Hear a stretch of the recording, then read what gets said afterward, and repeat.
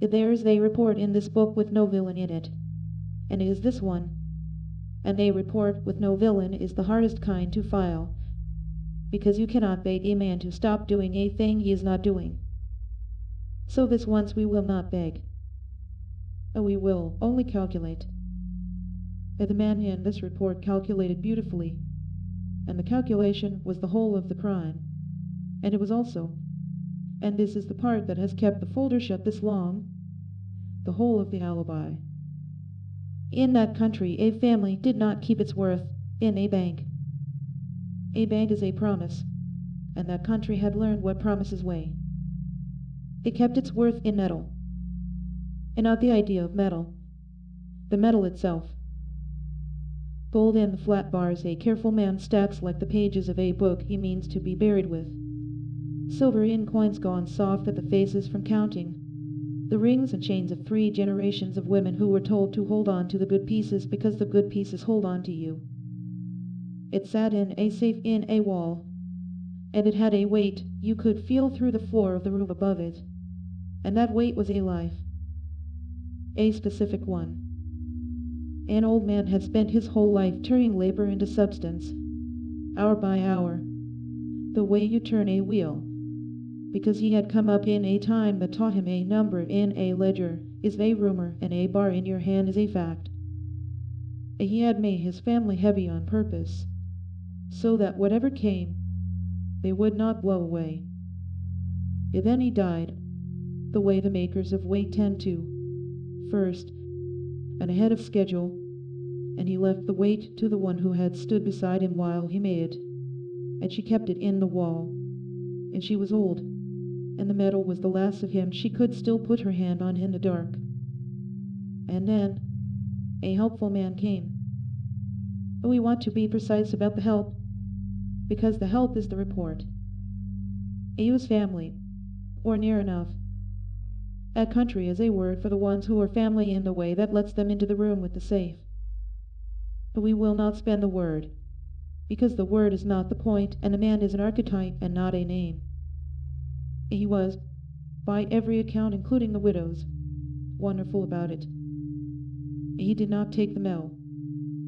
Enter that first, and enter it in bold, because everything else in this report leans its whole weight on it. He never once took the medal. He helped her sell it. There is a difference, and the difference is a whole country. There are 2 games. They do not resemble each other, and the second one does not begin until the first is over. The first game is the trail. It is the one the old man played, and won, and it is the only one anyone in that family was ever handed. You put your head down and you haul. You turn labor into weight and weight into more weight, season over season, the whole length of a life, dragging the caravan across a hard country against a wind that never once lets up, and a man is scored on a single number, whether the wagon is heavier at dusk than it was at dawn.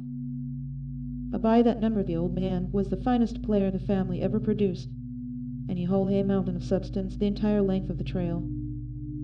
And then the trail ended.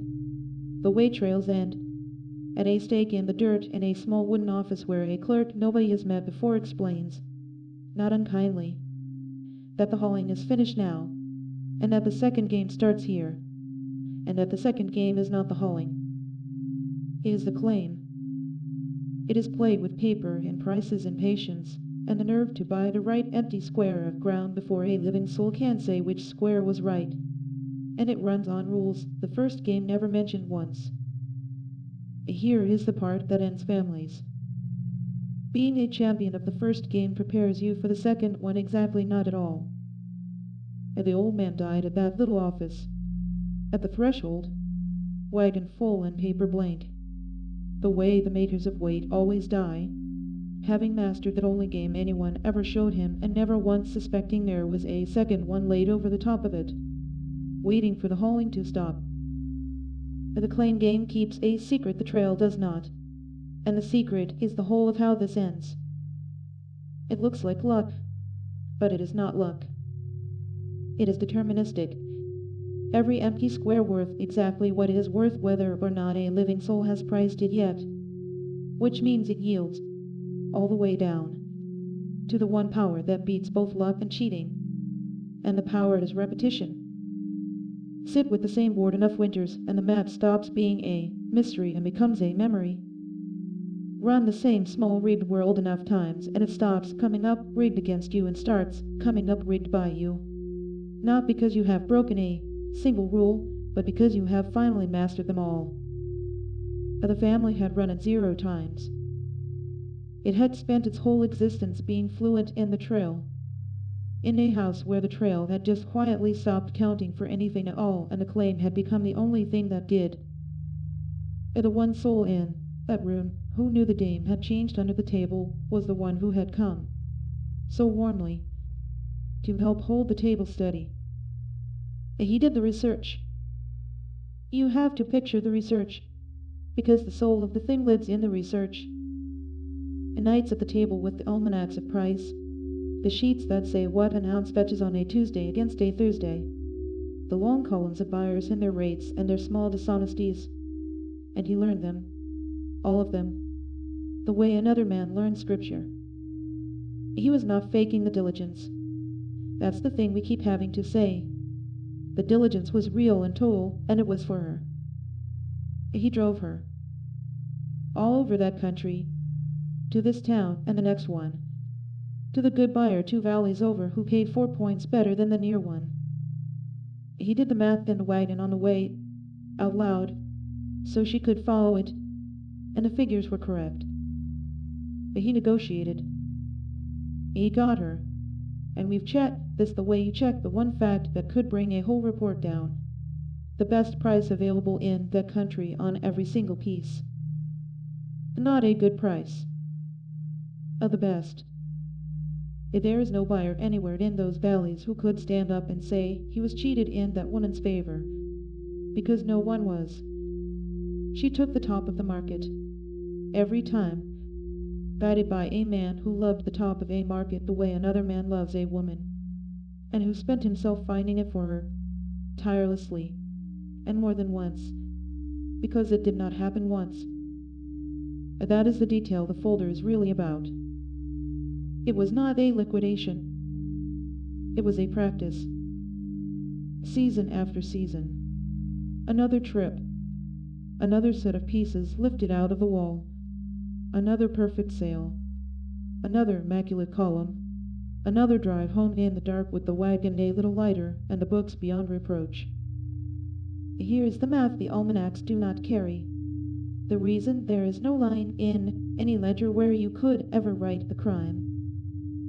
Metal is a fact, and a number is a rumor. The old man had it exactly right, and his whole life's work was the slow conversion of rumor into fact. Uphill, against the grain of a world that wants to make everything light. But what the helpful man did, with total accuracy and at the best available rate, was run the conversion backward. He turned the fact into the rumor.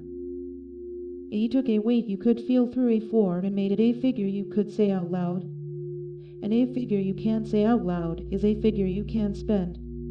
And metal cannot be spent. That is the genius of metal and the reason the old man chose it. At the instant it became a number, it could go. And it went. The way numbers go, which is everywhere and nowhere and into no pocket you could turn out and prove. That the safe was not robbed. That the safe was transformed. And by the end of the translation, which took years, and every year of which the widow thanked him, because every year he had done a hard thing well and asked nothing, the room behind the wall held exactly what a room holds when the weight has been read out of it, which is air, and the old man's whole long argument against the wind was over, and the wind had won, graciously, at market rate, with receipts. And now the purchase, because you've been waiting for the purchase, and you're right to, because it is the only place in the whole report where the metal comes back into the world as a thing you can't put a hand on. He bought a boat. Understand the country first, or the sentence won't land the way the ledger meant it to. And that is a trail country, Its whole religion is overland. Everything anybody there has ever wanted had to be dragged to them across dirt. The nearest water wide enough to float a thing of that size is a day and a half out and belongs to a town he had never lived in and did not intend to. He did not own the yard he put it in, either. The yard came with the house, and the house came with a paper that came due on the same date every month, and had for as long as anyone could remember, and would for as long as anyone could see. It was not a boat off a line. You have to let the report be exact here, because the exactness is the only argument we are going to make. It was ordered, and there was a wait, and a man in another valley built it by hand, the way his family had built them for 4 generations, laying up the whole in one long run of the good wood so there would not be a seam in it anywhere a man could find with his thumb. A brass at every fitting, and the brass was not the cheap brass. A line of gold leaf ran the whole length of the strake, at a height where you would have to kneel in the grass to see it, which nobody ever did.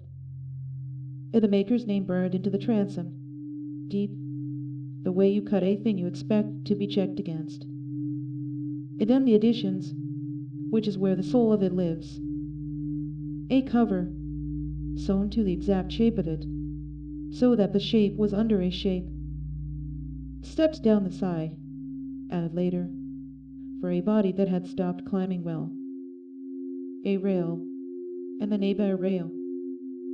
The lamps at the bow that were never once lit at night on open water, because it was never once on open water at night.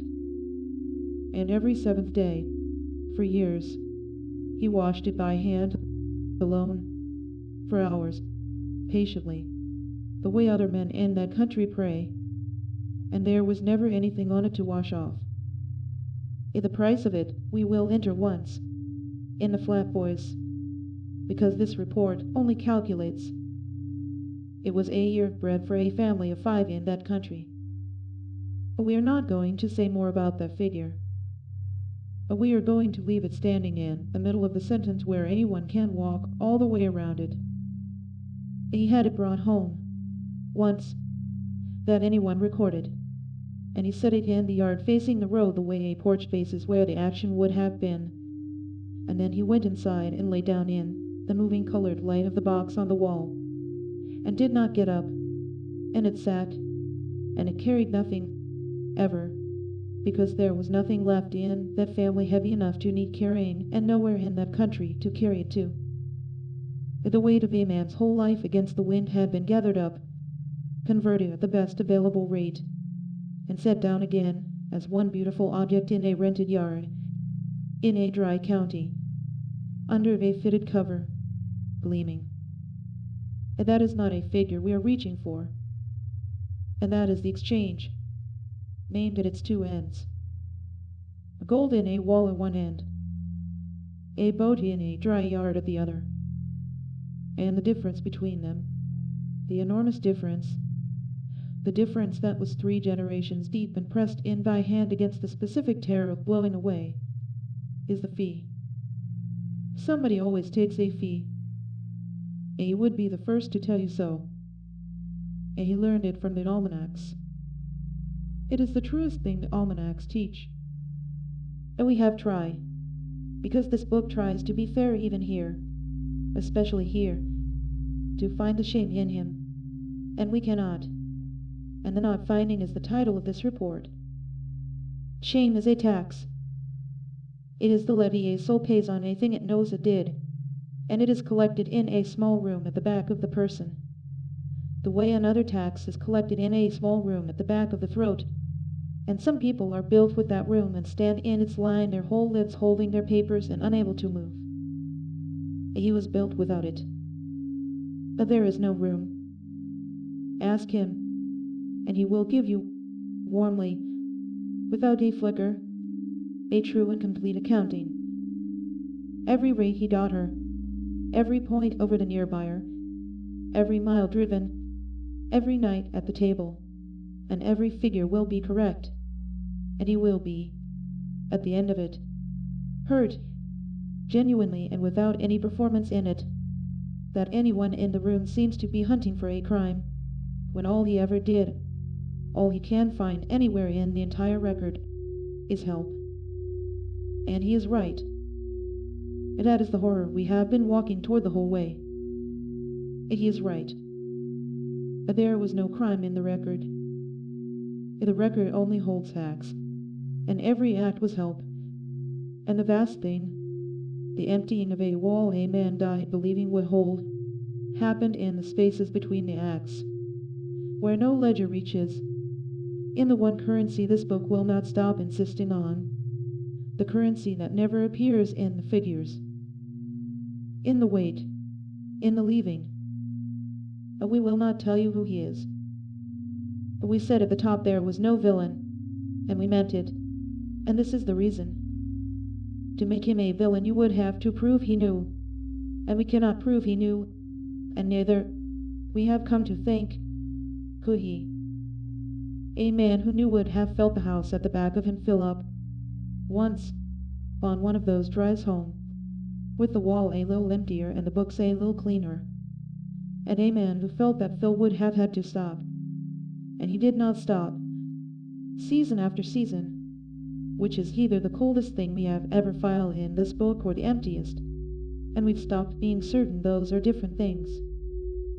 Maybe he's a con, running the longest and gentlest con there is, the one where the mark thanks you at every step and the take is invisible because it is made of the one thing that nobody weighs. Or maybe he is a man who genuinely cannot feel the floor go light beneath him, and helped, and helped, and helped, all the way down to the air, and bought a boat, and lay down in it, and is, at this hour, watching a show he has seen before, at ease, unhaunted, owing nothing, because the room that collects the debt was never built in him, and a debt to a house that does not exist is the one debt in all the worlds that never, ever comes due. And that is the entire report. But there is no one to beg. But we filed it cold, for the record, so that somewhere it is written down, once, in a book, in the only place the weight that left could ever be set down on a scale, where you have just felt it come to rest. Enter it there. Do not go looking for the crime. There isn't one. And that, specifically, is the crime.